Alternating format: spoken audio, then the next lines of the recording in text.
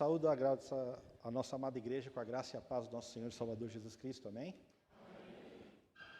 Vamos dar continuidade ao nosso culto de louvor e adoração ao nosso Deus.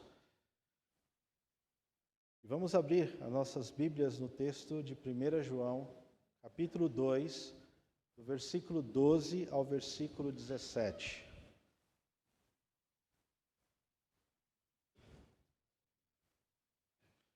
João, capítulo 2, do versículo 12 ao versículo de número 17.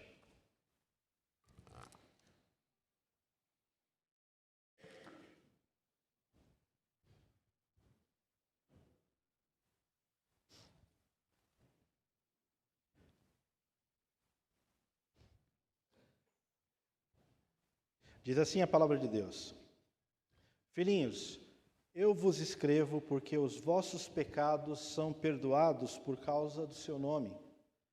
Pais, eu vos escrevo porque conheceis aquele que existe desde o princípio. Jovens, eu vos escrevo porque tendes vencido o maligno. Filhinhos, eu vos escrevi porque conheceis o Pai. Pais, eu vos escrevi porque conheceis aquele que existe desde o princípio. Jovens, eu vos escrevi porque sois fortes, e a palavra de Deus permanece em vós, e tendes vencido o maligno. Não ameis o mundo, nem as coisas que há no mundo. Se alguém amar o mundo, o amor do Pai não está nele. Porque tudo o que há no mundo, a concupiscência da carne, a concupiscência dos olhos e a soberba da vida, não procede do Pai, mas procede do mundo. Ora, o mundo passa, bem como a sua concupiscência. Aquele, porém, que faz a vontade de Deus, permanece eternamente. Amém. Vamos orar?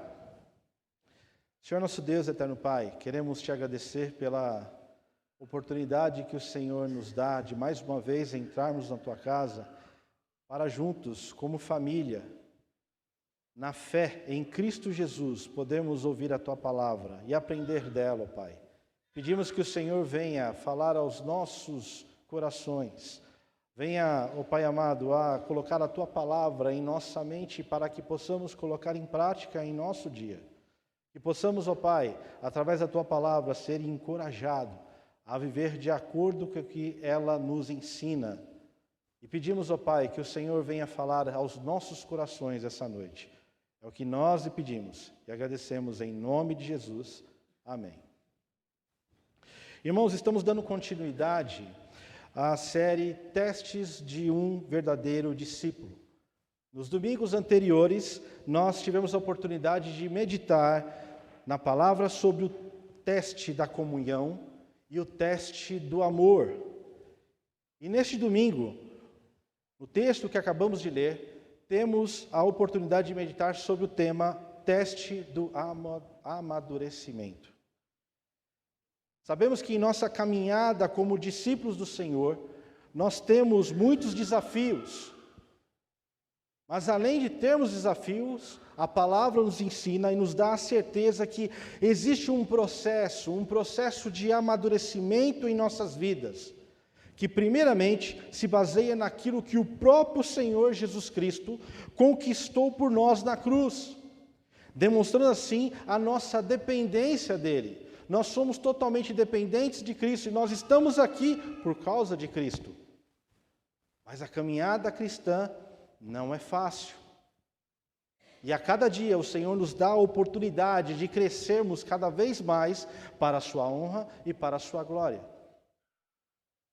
O texto que nós acabamos de ler, meus queridos, continuando essa série, nós vemos que o apóstolo João, além de ter falado sobre a questão de termos comunhão, o desafio, o teste de termos comunhão, o teste de nós buscarmos ao Senhor constantemente, termos comunhão uns com os outros, nós temos também o teste também do amor, de expressarmos o nosso amor para com o nosso próximo.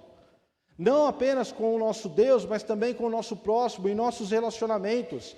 E o texto que nós vimos na semana passada impactou aos nossos corações, porque demonstra que, como de fato nós falamos que amamos a Deus, sendo que odiamos o nosso irmão. E fora outras coisas que foram faladas e que com certeza mexeram com a gente, mexeram com o nosso íntimo em buscar o que de fato o Senhor requer de nós como seus discípulos. Hoje, porém, nós estamos vendo aqui João falar de uma forma muito carinhosa com os amados irmãos da igreja, demonstrando que, além da comunhão, além do amor, nós temos que crescer, progredir em nossa vida com o Senhor. Algumas observações iniciais nós temos que ter aqui para poder interpretar o texto da melhor maneira. Os termos que são utilizados aqui nesse texto, como filhinhos, pais e jovens, precisam ser muito bem entendidos aqui. Apesar de nós termos o intuito de falar sobre amadurecimento diante do Senhor, filhinhos aqui utilizado não se trata de crianças. Apesar de João escrever sobre pais e jovens, e ele dará uma ênfase a esses dentro do texto, mas sim de toda a igreja. Era como ele tratava de forma carinhosa toda a igreja. O apóstolo João, ele tinha formas carinhosas de tratar a igreja, e uma delas nós vimos na semana passada, que era amados. E aqui nós vemos ele tratar a igreja no geral, no todo, sem distinção de faixa etária, como filhinhos. Como um pai que chega até os seus filhos para aconselhar os seus filhos. Assim como Deus faz conosco, quando Deus nos trata como filhos dele. Agora, seguindo o texto, ele vai falar sobre pais, e aqui nós podemos entender que pais se tratam de pessoas que são mais experimentadas na luta espiritual. E jovens são aquelas pessoas que estão vivendo o fragor da luta espiritual. Ou seja, são pessoas, pais experimentados na fé, que já passaram por tudo na vida, tiveram a oportunidade de conhecer o Senhor, e ele fala também aos jovens que estão na plena luta constante do dia a dia. Não significa que os pais não passam por lutas, ou ainda continuam passando por lutas, mas eles têm um pouco mais de experiência do que os jovens. Mas aqui ele vai tratar desses dois parâmetros dentro da igreja, até mesmo por que ele vai tratar desses parâmetros? Porque a igreja precisava ser ensinada, porque existia um grupo chamado gnósticos, naquela época, que estava tentando implantar heresias dentro da igreja. E nós vamos falar um pouquinho dessas heresias aqui, da forma como eles entendiam a Bíblia, uma forma totalmente equivocada, uma forma totalmente fora do que a palavra de Deus ensinava, e que estava causando uma confusão dentro da igreja, e isso precisava ser combatido.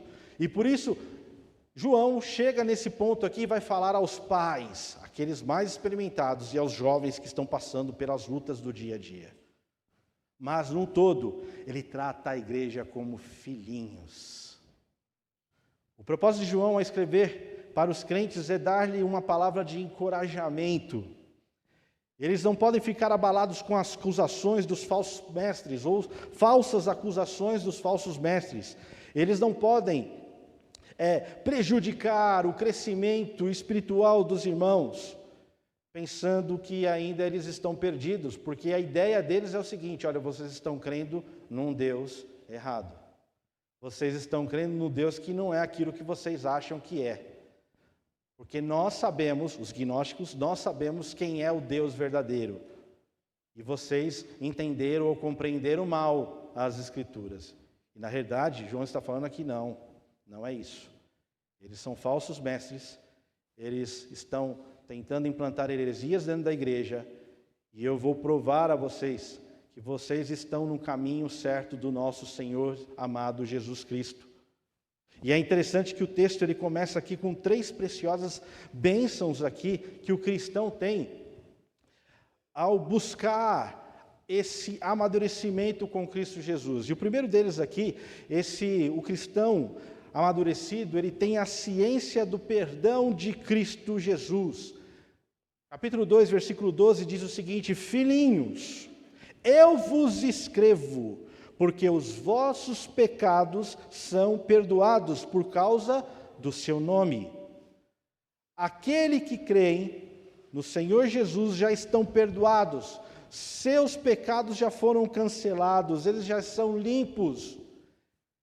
E é interessante que ele trata da igreja, quando ele vai falar sobre esse ponto que é fundamental para a igreja, ele fala: olha, vocês já foram perdoados. Os seus pecados foram perdoados. Mas eles foram perdoados por quem? Por Cristo Jesus. Se você abrir a sua Bíblia, em João capítulo 2, no versículo 1, ele vai nos dar exatamente essa informação. Ele vai falar exatamente que Jesus, ele perdoa os pecados. Jesus perdoa o pecado dos seus filhos. 1 João capítulo 2, versículo 1.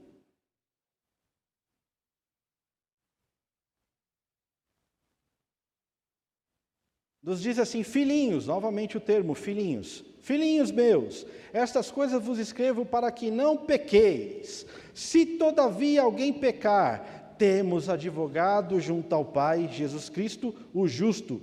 E Ele é a propiciação pelos nossos pecados, e não somente pelos nossos próprios, mas ainda pelos do mundo inteiro. Então ele sabe que nessa caminhada cristã, nós temos alguns desafios, e um desses desafios é poder andar em santidade com o Senhor. Mas ele fala o seguinte: olha, os nossos pecados já foram perdoados em Cristo Jesus. Ele meio que toma o tema que ele havia aberto no começo do capítulo 2, para falar que é o seguinte: olha, os seus pecados são perdoados por Cristo. Sabe aquele Cristo? Ele é o seu advogado, ele é o nosso advogado. Porque se pecarmos, e já nós vimos aí nos outros domingos, que o pecado na vida do crente, na vida do servo de Deus, é um acidente, não é algo corriqueiro, não é algo que ele faz rotineiramente, mas é algo que de fato faz com que ele sinta muito desagrado daquilo, que ele pecou, ele falhou contra o seu Deus, ele falhou contra o seu próprio Pai, e agora ele fala o seguinte: Senhor, eu me arrependo dos meus pecados. E aí quem que intervém por nós? Cristo. Cristo é o nosso mediador. Ele faz com que as nossas orações cheguem ao trono do Senhor, chegam de forma agradável ao Senhor, para que os nossos pecados sejam perdoados. E essa é a primeira grande bênção que temos. E quando nós falamos perdoado, indica que os pecados foram e permanecem perdoados. Não existe aqui a questão de que, foi perdoado agora, não, daqui a algum tempo não está mais perdoado. Não, já foi perdoado de uma vez por todas. Isso não é por causa de um conhecimento esotérico ou experiências místicas, como ensinavam os falsos mestres daquela época, como ensinavam os gnósticos daquela época, mas por causa do nome de Cristo. Em outras palavras aqui, o que João está falando é o seguinte: que por causa da obra expiatória de Cristo na cruz, o perdão não é merecimento nosso, é merecimento de Cristo. Não alcançamos através das nossas obras, mas pela obra de Cristo. Não é um troféu que nós merecemos, mas uma graça que nós não merecemos. João diz que temos perdão pelo nome de Jesus. Aqui é uma grande vitória. E é necessário nós termos a ciência disso, porque o inimigo nos acusa a cada instante. Sabemos que nós somos falhos, sabemos que nós somos pecadores, sabemos que via ou outra nós acabamos tropeçando em situações que jamais imaginaríamos, como pecadores que somos. Porém, a palavra de Deus nos garante que o Senhor Jesus morreu pelos nossos pecados que cometemos e pelos aqueles que ainda nós vamos cometer. É uma obra completa, que não está em nós, que não é pelo nosso merecimento, mas sim pelo merecimento de Cristo Jesus. Agora, ao saber disso, ter a ciência disso, por isso que João fala o seguinte: eu vos escrevo. Vocês precisam entender que eu estou escrevendo para ficar bem forte na sua mente, no seu coração, que foi pago um alto preço na cruz pelos seus pecados, e os seus pecados foram perdoados. Você merecia a morte, mas por causa de Cristo, você tem vida e vida eterna. É necessário lembrarmos a cada instante que foi pago um alto preço pela nossa vida na cruz. Foi pago um preço inestimável por nós na cruz. E por isso, nós temos que ter essa certeza de que a obra que o Senhor começou em nós, ela não vai, o Senhor não vai cansar, não vai se descansar enquanto ela não ser completada em nossas vidas. Porque esse sacrifício nos dá acesso ao Pai. Em segundo lugar, irmãos, o cristão amadurecido, ele tem o verdadeiro conhecimento de Deus. Versículos 13 e versículo 14, na parte que fala sobre os pais. Primeira vez ele fala o seguinte, versículo 13: Pais, eu vos escrevo porque conheceis aquele que existe desde o princípio. Versículo 14: Filhinhos, eu vos escrevi porque conheceis o Pai. Pais, eu vos escrevi porque conheceis aquele que existe desde o princípio. Parece estranho que João vai aqui repetir a mesma fala que ele usou anteriormente. Mas uma das coisas que nós entendemos da palavra de Deus é que quando há uma repetição dentro de um texto, é que o autor está querendo dar uma ênfase muito grande, em que ele está afirmando aqui: eu vos escrevo, eu vos escrevi, que conheceis aquele que existe desde o princípio. Não há dúvidas. Foi apresentado aqui aqueles pais, naquela igreja aqui, e eles não têm dúvida de quem eles creem. E é interessante isso porque os falsos mestres pensavam que eram os detentores do verdadeiro conhecimento de Deus. Os gnósticos rejeitavam ali pelo menos 3 doutrinas essenciais do cristianismo. Rejeitavam a criação, rejeitavam a encarnação e rejeitavam a ressurreição. E sabe por quê? Porque eles criam que a alma era essencialmente boa e o corpo é mau. Então não existe, não passava pela cabeça deles a possibilidade de que a matéria fosse boa. Toda a matéria, tudo aquilo que foi criado é mau. E aquilo que é bom só vem da parte espiritual. Então eles não acreditavam na criação, porque se a criação é matéria, então a matéria é má. Só que olha que interessante. Em Gênesis fala que a cada dia que o Senhor criou, eis que tudo era bom. O próprio Deus falou que tudo era bom. No primeiro, no segundo, no terceiro, no quarto, no quinto, no sexto dia. Aliás, quando criou o homem, ele disse que era muito bom. Mas os gnósticos falaram: não, mas isso não é possível, porque a matéria é má e o espírito é bom. Então não é possível Deus ter criado algo mal. Deus não criou nada mal. O homem se tornou mal por causa dos seus pecados. A criação era perfeita, e quando nós usamos esse termo de bom, nós já tivemos a oportunidade de estudar na escola dominical que bom significa algo perfeito. Algo que vem da essência de Deus, da sua bondade. Mas por causa do pecado, toda a criação foi manchada. Os gnósticos não acreditavam nisso. Na encarnação, então, como o Espírito puro, santo, vai encarnar em Cristo Jesus? Como? Como Jesus de fato era o Filho de Deus, sendo que ele era homem, e essa era a grande questão que se falava naquela época: era impossível a encarnação. Porque como o Espírito, sendo bom, vai habitar num corpo que é mau? E aí eles se esquecem que o próprio João escreve, capítulo 1, versículo 1, que o verbo, no princípio era o verbo estava com Deus e o verbo era Deus. E o Verbo se tornou carne. E aí a ressurreição, então, nem se fala. Porque como que agora, segundo eles, né, que o corpo era como se fosse uma prisão de maldade que aprisionava o espírito que era bom. E aí, de repente, a morte para eles e para os gregos era a grande vitória, porque o seu espírito ficou livre do corpo que era ruim. E Jesus fala, não, existe a ressurreição. E aí Jesus, Ele próprio, se mostra ressurreto, depois do terceiro dia, aos seus discípulos. Isso para eles era incabível.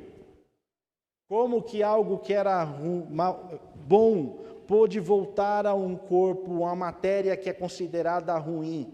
São interpretações errôneas, equivocadas e satânicas naqueles tempos. E esses homens adentravam a igreja com esse tipo de ensinamento, deturpando completamente a palavra de Deus. Para esses homens, o Velho Testamento, ele contém a palavra de Deus, mas não é a palavra de Deus, porque eles acreditam que existem erros na palavra de Deus. E nós já tivemos a oportunidade na escola dominical de estudarmos que a palavra de Deus, ela é inerrante, não existe erros da palavra de Deus, em hipótese alguma. Alguns cogitam, inclusive, que aquele Deus do Velho Testamento não é o mesmo Deus do Novo Testamento, porque o Deus do Novo Testamento prega o amor. E o Deus do Velho Testamento é aquele que pune, é aquele que aplica a sua lei, aplica a sua justiça. E muitos não entendem que esse mesmo Deus, que é um Deus de amor, também é um Deus de justiça. Então esses homens estavam trazendo uma confusão para dentro da igreja. Uma confusão tão grande para dentro da igreja, que se viu a necessidade de João falar, não, olha, não é bem assim. E por isso que João fala, eu vos escrevo porque conheceis aquele que existe desde o princípio. Quem criou todas as coisas? Gênesis capítulo 1, versículo 1. No princípio criou Deus os céus e a terra. A palavra é clara. Moisés não teve um devaneio ao escrever isso. Moisés ele foi instruído pelo próprio Deus para escrever aquilo que aconteceu no princípio. E tudo aquilo que havia sido escrito no princípio estava sendo ensinado para o povo. E Jesus fala, reafirma aos seus discípulos a cada instante, conforme ele andava, conforme ele ensinava, ele sempre trazia coisas do Velho Testamento, sempre atestava as coisas que Moisés escrevia, sempre demonstrava que era esse o ensinamento desde o princípio, está aqui, não existe um novo evangelho, não existe um outro Deus, só existe apenas um único Deus.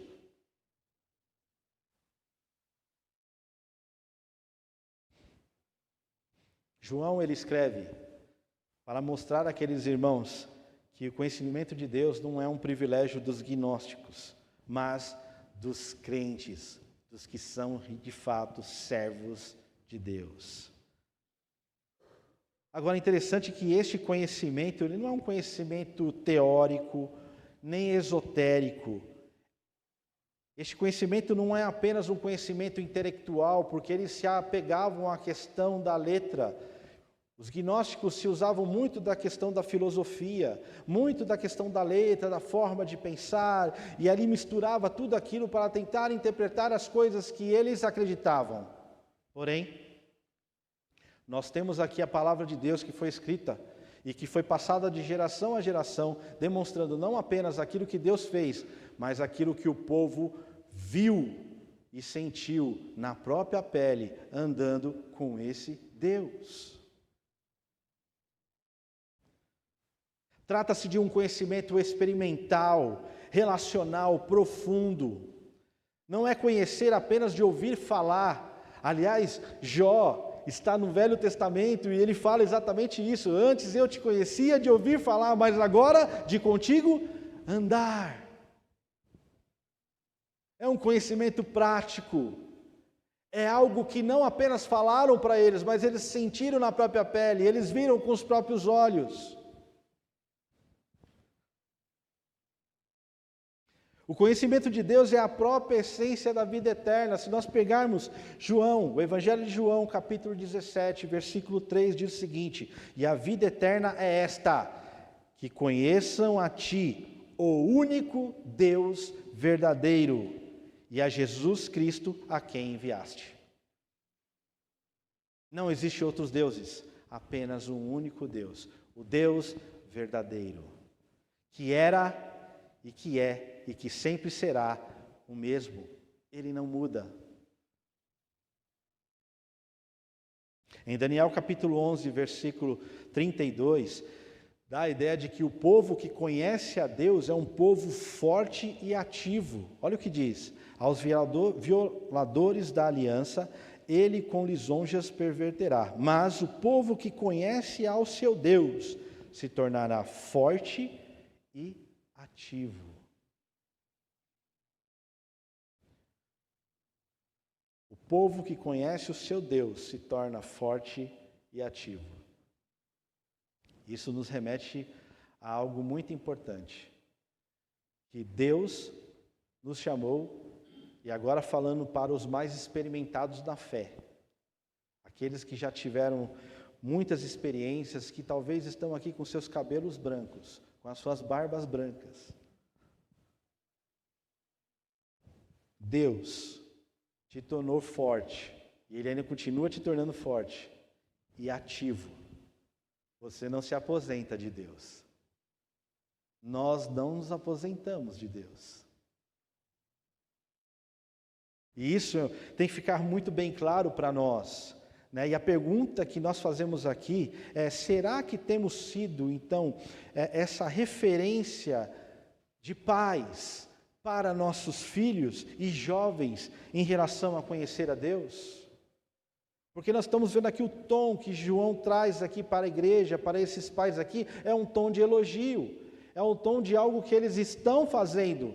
Será que podemos olhar para esse texto e falar assim: João está falando comigo, porque ele está me demonstrando que eu conheço a Deus, eu não sou aquele homem ou aquela mulher que se deixa levar por qualquer vento de doutrina, que se deixa enganar por qualquer falso mestre, qualquer falso profeta, porque eu conheço a Deus de fato, de verdade, não só porque eu leio a Bíblia, mas porque eu ando com Deus, porque eu sinto Deus no meu caminhar. Deus fala comigo a todo instante, a todo momento. Será que eu sou esse Deus? Será que eu sou esse pai? Será que eu sou esse pai que tem dado essa referência para os nossos filhos, para os nossos netos, para os nossos jovens? Qual é o legado que nós construímos? Nós que somos mais experimentados, qual é o legado que nós construímos para os mais jovens? Tivemos a oportunidade essa semana, e foi no grupo da igreja, em que colocaram um pequeno trecho do sermão do reverendo Hernandes Dias Lopes. E ele estava falando que a impressão que ele tinha é que os nossos avós eram mais crentes do que nós, e que nós somos mais crentes do que os nossos filhos. E ele estava preocupado com isso, por quê? Porque basta apenas 3 gerações para que uma geração inteira se esqueça do Senhor. E ele demonstrou isso através da palavra, daqueles que saíram do Egito, foram para o deserto, depois daqueles que estavam no deserto, daqueles que entraram na terra de Canaã, nós vemos que gerações foram perdidas, apenas 3 gerações. E essa era a grande preocupação, e quando eu vi aquilo, eu falei, realmente, de fato, nós temos que verificar, nós como pais, o quanto, de fato, nós temos sido referências aos nossos filhos, aos nossos jovens. Qual é o legado que nós estamos construindo em conhecer de fato a Deus? Prosseguindo, irmãos, uma terceira bênção aí desse amadurecimento já trataria em relação aos jovens. Então, o cristão amadurecido tem a força vitoriosa contra o maligno. Os mesmos versículos 13 e 14, agora nas partes que falam sobre os jovens. Versículo 13: Jovens, eu vos escrevo porque tendes vencido o maligno. Jovens, eu vos escrevi porque sois fortes e a palavra de Deus permanece em vós e tendes vencido o maligno. Interessante João falar aqui sobre jovens e falar sobre a força dos jovens. E aqui, muitos aqui, agora estou falando diretamente aos jovens da nossa igreja. Vocês são fortes, não é porque vocês estão na flor da idade, porque vocês estão com força. E a gente até brincou no começo do culto aqui, né, com o Valdir e com o Jean, que tinham falado sobre a questão da força, né, dos mais velhos. O mais velho não tem força. Eu falei, tem força sim, tal. Tem força. Não, mas não tem. Tem força. Nós, mais velhos, temos força, sim. Os jovens também têm força, mas essa força que João está falando não é uma força física. O texto ele fala o seguinte, que eles são fortes porque a palavra de Deus permanece neles. De onde vem a força do jovem? Alguém quer chutar? Da palavra. Os jovens estão meio acanhados, né? A sua força vem da palavra, jovem, ou pelo menos deveria vir da palavra. A sua força não vem das sessões que vocês fazem na academia. A sua força não vem exatamente do seu vigor físico, porque você é jovem, porque você está na sua tenra idade. Você consegue dar um baile em qualquer mais velho aqui da igreja, numa corrida, num jogo de futebol. A sua força não está no físico, mas a sua força está na palavra. Lembre-se que João está elogiando jovens daquela igreja. Eles têm vencido o maligno, não fiados em sua própria força, mas pelo poder da palavra que neles permanecem. É pela palavra que dá a força, é a palavra que te dá a força. Mas dá a força para quê? Te dá a força para vencer o maligno. Eu sei, jovens, que vocês estão sendo bombardeados na faculdade, estão sendo bombardeados no local onde você trabalha, estão sendo bombardeados na escola onde vocês estudam. Com vãs filosofias, com ideologias. É um massacre que nós vemos hoje em dia. O jovem cristão dentro da sociedade, ele é apunhalado de todos os lados. Ele sofre pressão de todos os lados. Agora você só vai ser forte, só vai vencer o maligno se você permanecer na palavra. Na palavra. O interessante é que João, ele ressalta aqui para aqueles jovens aqui, falando que eles são vitoriosos, que eles já venceram, mas ele não apenas deseja, né, ele não apenas deseja que eles possam vencê-lo, ele não desafia a igreja para uma luta constante e o engajamento para se obter essa vitória. Ele fala que tendes vencido o maligno, ou seja, está no passado, aquilo já foi conquistado. Por quem? Por Cristo. Esses jovens estão em Cristo, e todo aquele que está em Cristo vence o maligno, porque Cristo já venceu o maligno desse mundo.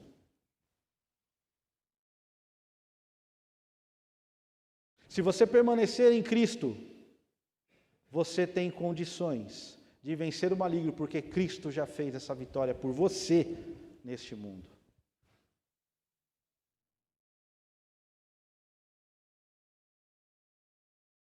A vitória dos crentes sobre o maligno é um fato já consumado. E o que consiste essa vitória? O que consiste o jovem vencer o maligno? Eles não vivem mais na prática do pecado, em primeiro lugar, que isso é uma característica do filho do diabo. No capítulo 3, no versículo 8 dessa mesma carta, diz o seguinte: aquele que pratica o pecado procede de quem? Do diabo, porque o diabo vive pecando desde o princípio. Para isso se manifestou o Filho de Deus, para destruir as obras do diabo. Então você não está mais amarrado, amordaçado pelo diabo, porque Cristo já venceu isso por você. Você já não é mais escravo do pecado. Agora você é servo de Cristo. Segundo lugar, eles não são mais do maligno, como Caim, que odiava seu irmão e acabou por matá-lo. E nós já vimos esse texto em domingos atrás, mas quero repetir, capítulo 3, versículo 12. Não segundo Caim, que era do maligno e assassinou seu irmão. E por que o assassinou? Porque as suas obras eram más e as de seu irmão justas. Então você não pertence mais ao maligno, porque agora Cristo te alcançou. Em terceiro e último lugar, eles foram libertados do domínio e do poder que o maligno exercia ou exerce sobre o mundo. 1 João capítulo 5, versículo 19, diz o seguinte: sabemos que somos de Deus e que o mundo inteiro jaz no maligno.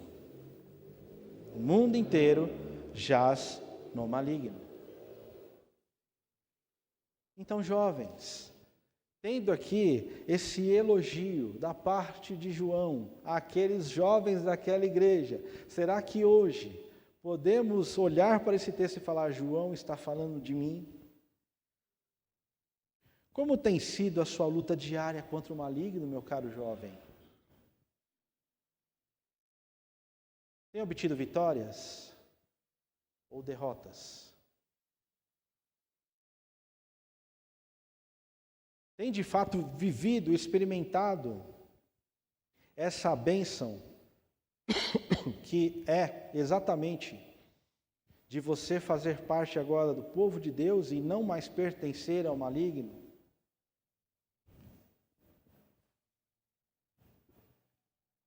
São perguntas que nós temos que fazer, tanto aqueles que são mais experimentados quanto aqueles que são mais jovens. Nós fomos chamados, tivemos os nossos pecados perdoados para ter uma vida diferente no Senhor.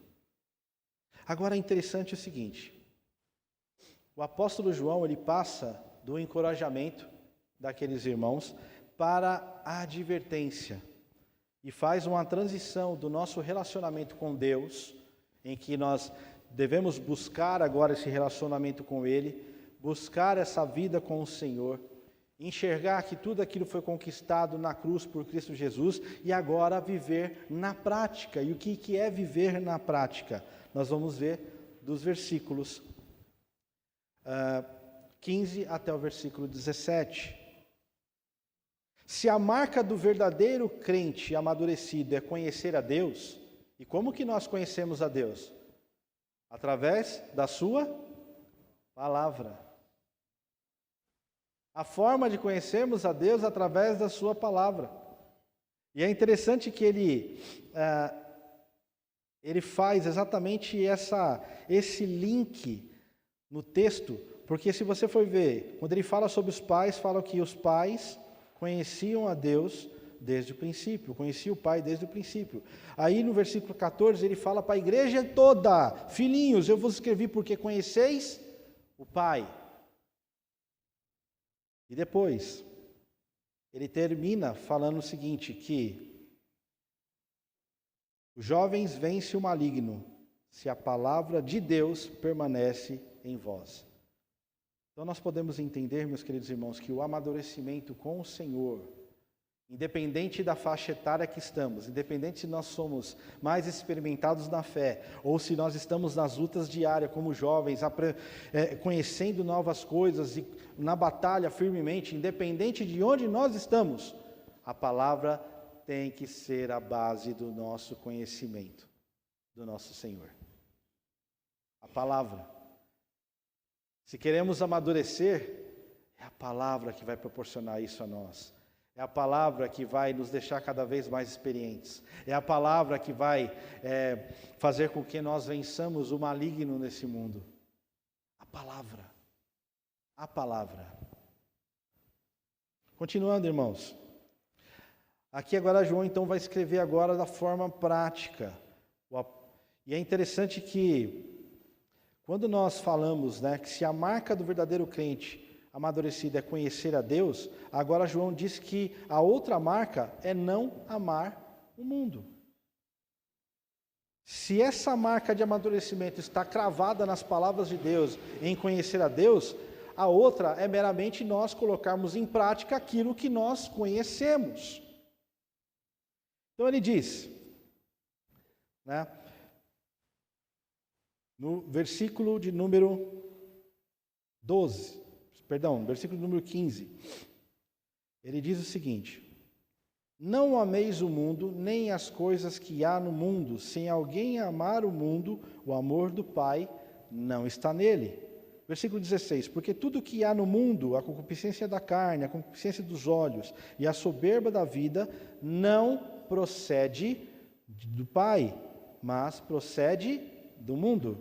Ora, o mundo passa, bem como a sua concupiscência. Aquele, porém, que faz a vontade de Deus, permanece eternamente.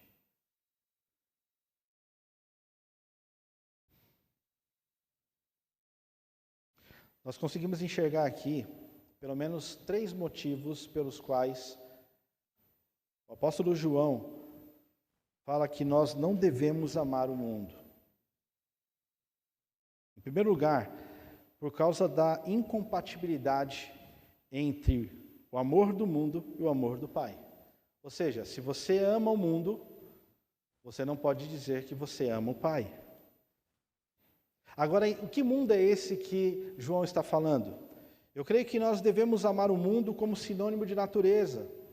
Nós devemos amar o mundo como sinônimo de pessoas que aqui estão, que nós podemos amar o nosso próximo que está nesse mundo, ou cuidar da natureza, que são as coisas que Deus criou, que nos permite, pediu para que nós também cuidássemos da sua criação. Mas o que João está falando é que nós não devemos amar ao sistema do mundo, que é um sistema de Satanás. É um sistema que se opõe à obra de Cristo. É um sistema que se opõe a tudo que é piedoso.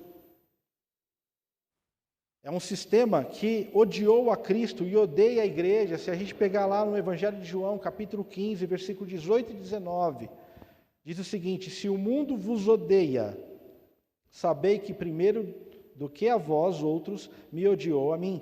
Se vós fosseis do mundo, o mundo amaria o que era seu. Como todavia não sois do mundo, pelo contrário, dele vos escolhi, por isso o mundo vos odeia. O mundo vai contra aquilo que é de Deus. Esse sistema do mundo não é o habitat natural nosso, e nós já vemos diversos textos que a nossa pátria não é essa pátria aqui. A nossa pátria é uma pátria celestial. Nós somos servos do Deus Altíssimo, em que a nossa pátria é nos céus. Nós estamos vivendo aqui de passagem nesse mundo, mas de fato nós somos cidadãos do céu. E Jesus Cristo ainda, ele diz o seguinte, que ninguém pode servir a 2 senhores, lá em Mateus capítulo 6, versículo 24.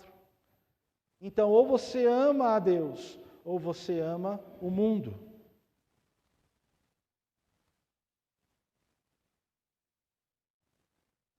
Em segundo lugar, nós temos aqui que, por causa dos resultados opostos entre o amor do mundo e o amor do Pai, então por isso que nós não devemos amar o mundo, porque os resultados são totalmente opostos. Aquilo que Deus colocou para nós é totalmente diferente daquilo que o mundo coloca para nós. E aqui ele usa 3 termos: a concupiscência da carne, que é nada mais, nada menos que vem de dentro para fora. São os desejos sórdidos que aparecem em nossos corações e nós externamos. É o apelo para se viver o prazer imediato. É buscar fazer aquilo que agrada ao meu coração. É buscar fazer aquilo que agrada a minha carne e desagrada a Deus. É isso que o mundo oferece. Tem a concupiscência dos olhos, que é aquela coisa que vem de fora para dentro, é aquilo que você vê, você enxerga e aquilo vai corrompendo o seu coração, vai corroendo o seu coração, a tal ponto de que você já pecou. E não foi isso que Jesus ensinou? Que o pecado não é apenas o cometer, mas apenas em pensar. Quando se foi falado na questão do adultério, Sermão do Monte, Jesus falou isso. Se você apenas olhou com desejo, você já pecou em seu coração.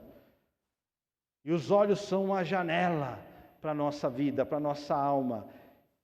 E a gente tem que observar, tem que verificar o que de fato nós estamos buscando enxergar com esses olhos. Porque através dele vem o sentimento do pecado. Através dele vem o pecado que entra em nosso coração. E que mesmo sem nós cometermos fisicamente ele, nós já cometemos ele em nossos corações. A soberba da vida, que é a vanglória com as coisas externas, com riqueza, posição social, inteligência, poder, beleza, joias, carros, vestuário, ostentação, tudo aquilo que você quer para si, para que você possa se engrandecer. Não, eu tenho tudo isso porque eu sou capaz de todas essas coisas.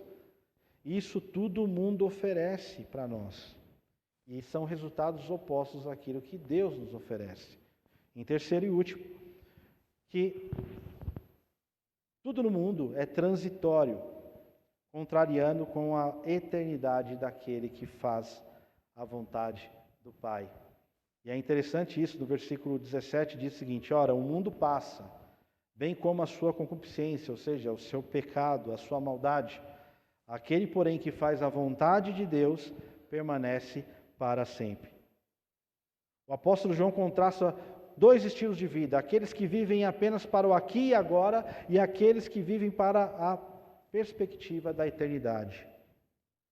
Quando nós estamos nesse amadurecimento do nosso andar com Cristo, nós temos que observar o seguinte: o que realmente de fato tem aguçado as nossas mentes e os nossos corações? As coisas que são daqui ou as coisas que são eternas? Querem medir o seu grau de maturidade com Deus? Comecem a fazer essa pergunta para si mesmos. O que mais me enche o coração? As coisas que são passageiras desse mundo ou as coisas que são eternas? Mas o texto ele termina aqui: todas as coisas passam, a maldade do mundo passa, porém o que faz a vontade de Deus permanece para sempre. Mas qual que é a vontade de Deus para nós? Qual é essa vontade? 1 Tessalonicenses capítulo 4, versículo 3. Diz o seguinte: pois esta é a vontade de Deus, a vossa santificação. 1 Tessalonicenses capítulo 4, versículo 7. Porquanto Deus não nos chamou para a impureza, e sim para a santificação. Hebreus 12, 14.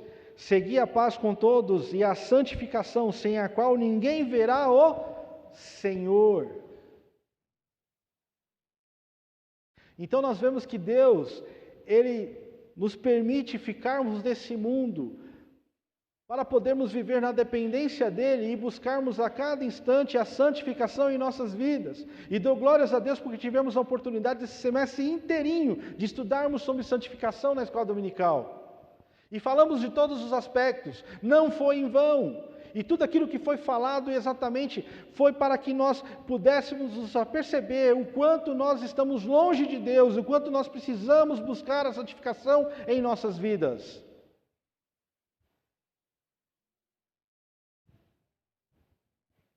Mas Anderson, onde nós buscamos a santificação? E a resposta o próprio Senhor Jesus nos dá em João 17, 17. Santifica-os na verdade. A tua palavra é a verdade.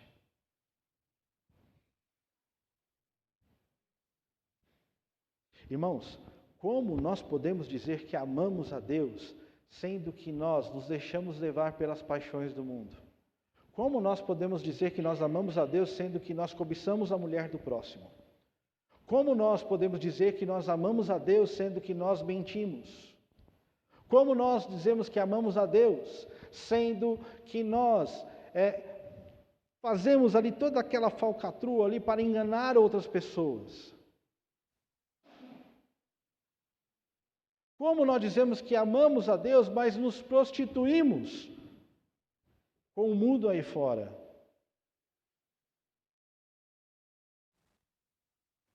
Não tem como. Então, quando nós vemos João escrever aqui essa carta e falarmos intimamente aos nossos corações, De que forma nós podemos amadurecer? E nós enxergamos aqui que através da palavra dele. Será que todos esses elogios nós podemos tomar para nós mesmos? Será que nós temos vencido o mundo, temos vencido o maligno, jovens? Será que nós, experimentados na palavra de Deus, experimentados nesse relacionamento com Deus, podemos dizer que nós de fato conhecemos a Deus? Aquele que conhece a Deus não busca o mundo, mas busca apenas a Deus. Irmão, eu não sei como está a sua vida nesse instante. Eu não sei como você tem encarado a questão de poder ter mais maturidade com o nosso Senhor. Como você tem feito isso? Mas eu quero te dizer uma coisa. Que a única forma de você conhecer, a única forma de você vencer, a única forma de você não amar o mundo é buscar a Deus. É buscar a tua palavra, é buscar se santificar. Não foi à toa que você passou um semestre inteiro ouvindo sobre isso na igreja. O que precisa ser mudado em nós? Eu creio que essa é a pergunta que nós temos que fazer a nós mesmos. Senhor, me mostre em que área precisa ser mudada. Senhor, me mostre em que área precisa ser transformada. Porque eu não sou o filho do mundo, eu sou filho teu. Eu sou o teu servo. Me ajude a caminhar segundo a tua palavra, para que de fato estas verdades, esses elogios que veio aqui a esses irmãos que João escreve, se façam presente, mas não para encher o nosso ego, mas para a honra e para a glória de Deus.